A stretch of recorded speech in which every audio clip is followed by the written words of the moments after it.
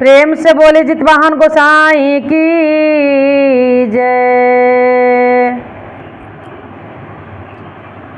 देखी जितिया पुत्री का व्रत नगर बस्ती गांव घर हर माता लोग अपना पुत्र के कामना खातिर जितिया व्रत जरूर रखेला। बूढ़ से बूढ़ जवान से जवान कौनो अवस्था में माता लोग रहेली, लेकिन अपना पुत्र के कामना मांगे खातिर यह जितिया के व्रत जरूर रखी हैं।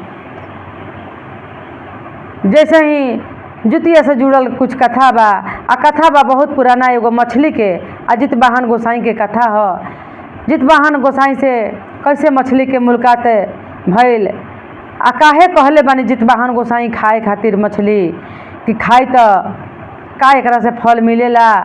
यह कथा से समझे के प्रयास करब।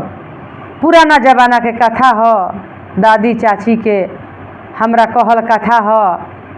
उहे कथा रौरा सभे के बीच में लेके आइल बनी। दादी चाची के टाइम समय में पंडित घर घर ना आवत रहन कथा सुनावे खातिर। सोन नदी नहर पोखर में माई चाची दादी नहा लेत रही। अब वो जे 5 जनी बैठ के अपने में कथा सुन के अपना अपना घरे आ जात रही हर हुमाद करके। उहे कथा हमरा याद आइल बा तो रौरा सभे के बीच में हम लेके आइल बनी। कथा शुरू से अंत तक सुनम, गलती सही के जरूर समझ में आई कि कहाँ गलत होता कहाँ सही होता। आज जवन लोग पहले के करत रहे आज वो लोग नहीं करत। अब पहले के लोग के देखी इतना नियम पूर्वक से करत रहे, कभी बाल बच्चा के हैरानी परेशानी ना आवत रहे। तो कथा से समझी, कथा स्टार्ट करतनी। एगो मछली जितवाहन गोसाई के कथा हो। देखी एगो गांव रहे, ओह गांव में एगो बहुत बढ़िया नदी रहे। ओह गांव में सब कोई नदी के किनारे घूमत फिरत रहत रहे, जात रहे हवा पानी लेवे खातिर। एक दिन के समय है कि जितवाहन गोसाई वही नदी के किनारे रास्ता से गुजरत रही, कहीं जात रही जितवाहन गोसाई। और वही नदी में मछली खूब तराई रही, ऊपरे ऊपरे मछली लाइन लग रही। मछली के चलते वो नदी के जल ना दिखाई देते रहे। सब मछली जात रही पताल लोक में। जितवाहन गोसाई के नज़र पड़ल। जितवाहन गोसाई कहतनी कि इतना ही मछली कहाँ से कहाँ जाता। ये मछली सब कहाँ जाता। मछली से पूछतनी जितवाहन गोसाई कि ये मछली आज यह नदी में बहुत सारा मछली देखतनी, सब मछली एक ही रास्ता से जाता।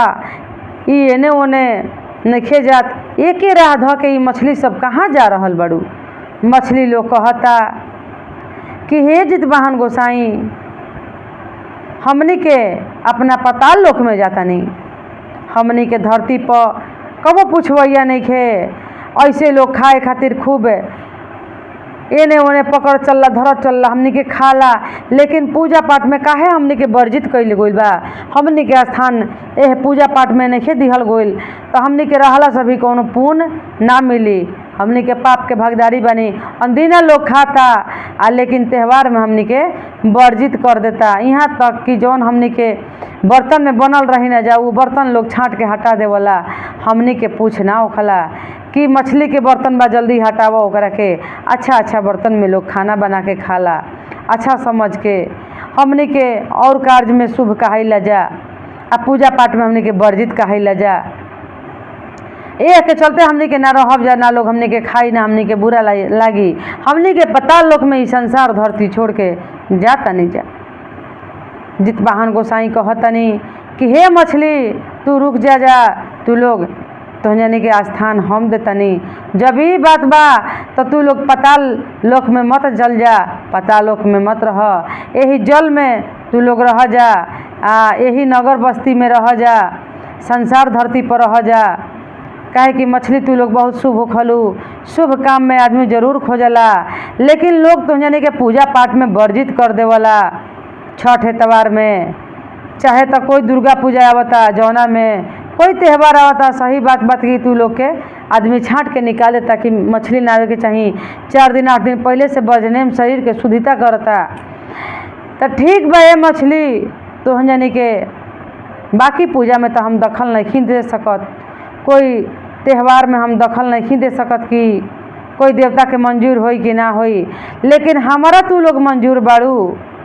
हमार जब त्यौहार आई जितिया व्रत जब आई, नहाए खाए के दिना जितना नगर बस्ती में माता बहन बाड़ी सब जनी अपना अपना घर में नहाए खाए के दिना तहरा के जरूर बना के खई हैं अपना पुत्र के जीवित रहे खातिर। आज जेकर माता पिता के कोख जुड़ नइखन बाल बच्चा देले तो जिंदा मछली अगर उ लील जातड़ी तो जरूर उनका पुत्र के रूप में जन्म उनका गर्भ से तू लोग लेबू और कन्यानी के भी गर्भ हो जी गोदी में खेले वाला।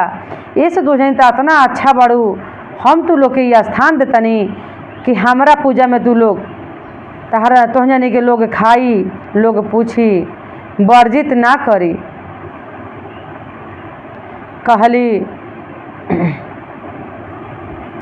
स्थान मिल गई, जगह मिल गई ओह लोग के, वही जल में रहे लगली मछली लोग कि हमनी के जित वाहन गोसाई अपना पूजा में हमनी के शरण देले बनी, इनकरा पूजा में हमनी के लोग खाई तो व्रत करी। तो देखी पहले के लोग जरूर मछली खात रहे, मछली खा के ही अगला दिन के व्रत रखत रहे, जितिया के दिना अपना पुत्र के कामना मांगत रहे मछली खा के। लेकिन आज के लोग अपना अपना मर्जी से पूजा पाठ नियम कानून बहुत कुछ जाने लागल, अब मछली के लोग नहीं खात। लेकिन ये हकीकत है, ये सच्चाई है कि मछली में खाए के चाहिए। लोग मछली बनावेला बहुत अच्छा से। पहले के लोग रहे कि बेटा लोग जात रहे पकड़ पकड़ के मछली ले रहे, पति लोग जात रहे पकड़ पकड़ के कहीं से ना कहीं से आहार पोखर से जरूर मछली ले आके अपना घर में माता बहन के देते रहे बनावे खाए खातिर। माता बहन बनावत रही, खात रही, खियावत रही अपना बाल बच्चा के मछली। तो मछली के बहुत अच्छा ही चीज़ है। अब खात होके वो खा सकता, जे मछली खाता वो खा सकता, आ जे नहीं खात लेकिन ओकरो घर में बने के चाहिए। पहले लोग बनत रहे, खाए चाहे ना खाए, लेकिन चिल्हो सियारों के जरूर लोग मछली फेंकत रहे, देत रहे, चिल्हो सियारों के नाम पर बना देते रहे मछली। और घर में जे बाल बच्चा रहे से खात रहे, ना खाए वाला ना खात रहे, वो खाली चिल्हो सियारों के दे के छोड़ देते रहे पहले के लोग। देखी उनका पुत्र के कभी कुछ ना होत रहे, आजो नहीं होत। जितवाहन गोसाई सबके ऊपर रक्षा करीला आ करतनी। आज हमने के अपना माता पिता के कर्तव्य से पुण्य से फलत फूलत बानी जा। जैसे ही मछली लोग रह गई जल में, संसार में रह गई, पता लोक में ना गई मछली, जितवाहन गोसाई आगे बढ़त गोनी। जैसे आगे बढ़ने जितवाहन गोसाई तो एगो खेत में मड़ुआ के पेड़ लगा रहे, फरल फूलल मड़ुआ रहे, लेकिन ओकर दाना गोटाइल ना रहे, फर पचल रहे, खूब सुंदर पेड़ होके आ पेड़ वो मुरझात रहे, धीरे धीरे पेड़वा मुरझात रहे। जितवाहन गोसाई कहनी कि इतना लंबा खेत बा, इतना सुंदर मड़ुआ लागल बा एकरा में, आई मड़ुआ में फली ला के काहे मड़ुआ मुरझाता। तब मड़ुआ झोंझ के झोंझ रहे, आ मड़ुआत रहे, जैसे कि सूखल जात रहे मड़ुआ। जितवाहन गोसाई मड़ुआ से पूछा तनी कि हे मड़ुआ, तहरा में कौन ऐसा कमी भइल, के गलती कैलस कि कौना गलती के कारण तू सूख काहे चल, ई तू फर के फूला के काहे सूखतड़। मड़ुआ कहता कि हमनी के अनदीना लोग खाला, लेकिन कोई पूजा में हमनी के शामिल नहीं जा, कौनो पूजा में हमनी के स्थान नहीं खे, जगह नहीं खे, कोई हमनी के खोजत नहीं खे, ढूंढत नहीं खे। बाकी दिन रह के का कहनी कि पूजा में कोई पूछ नहीं खे, हमनी के धरती पर ना रह, हम धरती छोड़ के पताल लोक में जाता नहीं। कहलन जितवाहन गोसाई कि ना ना ये मड़ुआ अपना नाराज मत हो, खिसिया मत। देखो एगो हमार जितिया व्रत बा, जितिया पुत्री का व्रत है। जे माता पिता, जे माता बहन ई तहार मड़ुआ के आटा के रोटी बना के खई हैं, उनकर पुत्र के कोई बाल बाका कुछ नहीं के बिगाड़ सकत जब तक कि खइहन ना। उनकर जुतिया के व्रत ना मानल जाई, पूर्ण ना होई, ऐसे उनकरा खाही के पड़ी। तहरा के हम अपना जुतिया के व्रत में तहरा के लगा देनी, हम अपना शरण में तहरा के स्थान दे देनी कि जहाँ तक माता खाई हैं तबे जुतिया करी हैं। तो तू रह धरती लोक पर मड़ुआ रह गुली। फिर आगे बढ़त गोइनी जितवाहन गोसाई। जब आगे बढ़त गोइनी जितवाहन गोसाई, कुछ दूर गोइनी तो नोनी के साग देखी एगो खलिहान रहे, वही खलिहान में बड़ा छपल रहे नोनी के साग। लेकिन नोनी के साग ऊ सूख चलल, नोनी के साग भी छोड़ के धरती जात रहे। नोनी के साग सूख चलल। जब नोनी के साग सूख चलल तो जितवाहन गोसाई कहतनी कि हरा भरा ई खेत रहे, फरल फूलल खलिहान रहे, नोनी के साग के पेड़ ह, ई काहे सूखत? तनी साग से बात करी त नोनी के साग से कहतनी जितवाहन गोसाई कि का है नोनिया के साग, तू सूख काहे चल, कहाँ जाता र? धरती लोग छोड़ के नोनी के साग बोला तड़े कि का करी ए जितवाहन गोसाई, हमनी के अंदीना लोग खाला नोनी के साग बना के। आज लोग हमनी के कोई त्यौहार में, कोई पूजा में हमारा जगह स्थान नहीं खे, एह के चलते हमें धरती लोग छोड़ के पाताल लोक में जाता नहीं जा। सब चीज़ के आटा आदमी खोजेला, गहूम के, जौ के, लेकिन हमने के कोई पूछवैया नहीं खे, एह के चलते हम जाता नहीं है। जैसे हमरा नहीं खे रहे के धरती लोक पर, हमने के पाताल लोक जाता नहीं। कहतनी जितवाहन गोसाई कि सब्र कर, संतोष कर, तू धरती छोड़ के मत जा। धरती छोड़ के कैसे जेब? हम तोहरा के अपना पूजा में शामिल करतनी कि जितना माता लोग बाड़ी, माता बहन जितिया के व्रत रखी हैं, आज जब तक तहारी नोनी के साग ना खई हैं तब तक उनकर व्रत के ना मानल जाई। उनकरा खाही के पड़ी अपना पुत्रिका के जीवित रखे खातिर, उ खैबे करी हन। तहरा के हम अपना पूजा में स्थान देतनी, जगह देतनी, शरण देतनी, हमरा पूजा में शामिल हो जा।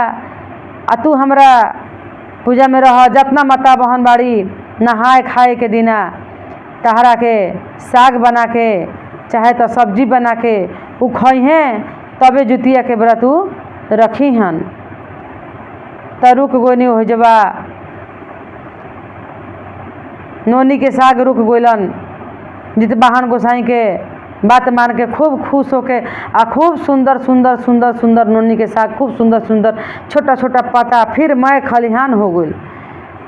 त मैं लोग जाए लागल, देखे लागल कि बड़ा सुंदर सुंदर साग बा। अपन खोट खोट के लोग कबार के ले जाए लागल। आ वही जुतिया के व्रत में इनकरा का स्थान दिहल गइल बा। आ लोग खाए लागल, आ जुतिया व्रत रखे लागल लोग। तब देखी जितवाहन गोसाई का कइले बानी। जितवाहन गोसाई मछली, मड़ुआ आ नोनी के साग, ई तीनों जना के इकट्ठा क देले बानी। आ इकट्ठा क देले बानी जितवाहन गोसाई ई तीनों जना के। आ तीनों जना से कहले बानी कि देखो तो लोग के जरूरत बा धरती पर, तबे तो जना के जन्म लेके आवे के पड़ल बा, तबे तो लोग के भगवान धरती पर भेजले बानी। काम के चीज़ बड़ा जा, तू लोग नाराज होके कहीं नहीं जिह। तो जना तीनों जना के हम वचन देतनी कि हमरा पूजा में तू लोग के जरूर आवे के बा। बिना तो जना के सब अधूरा रही, अधूरा बा। जे ना तो लोग के खाई ओकर पूजा अधूरा रही, ऐसे खाही के पड़ी। तीनों जना के खाए वाला के खाही के पड़ी।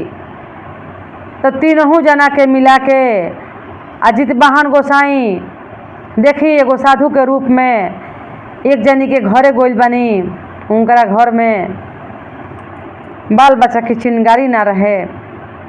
आ जब गोइल बानी साधु के रूप में, वो तीनों चीज़ के ले जाके देले बानी। आ कहले बानी जुतिया के समय रहे कि तू नहाए खाए के दिना खा ली हो, आ खा के आ व्रत तू करीह जुतिया के, तहार पुत्र जरूर हो जइहे। आ जब तहार पुत्र हो जइहे तो तू चुप मत बैठिया, नगर संसार दुनिया में तू ढोल बजा दीह कि हम हई मछली आ मड़ुआ के रोटी नोनी के साग खैनी ह, तो हमार पुत्र के प्राप्ति भइल ह। एकरा के तू छुपा के मत रखी ह, जहाँ तक बने तहाँ तक तू फैलावे के कोशिश करी ह कि जितना मताए बानी जेकर बाल बच्चा हो गइल बा उहो, जेकर नइखे भइल ओकरा चाही उहो ई तीनों चीज़ खा लीही, ओकर पूजा सफल बा। तो खाए के पड़ी। तो देखी इहे जुतिया भगवान के कथा रहे। कथा के समाप्त करो तनी।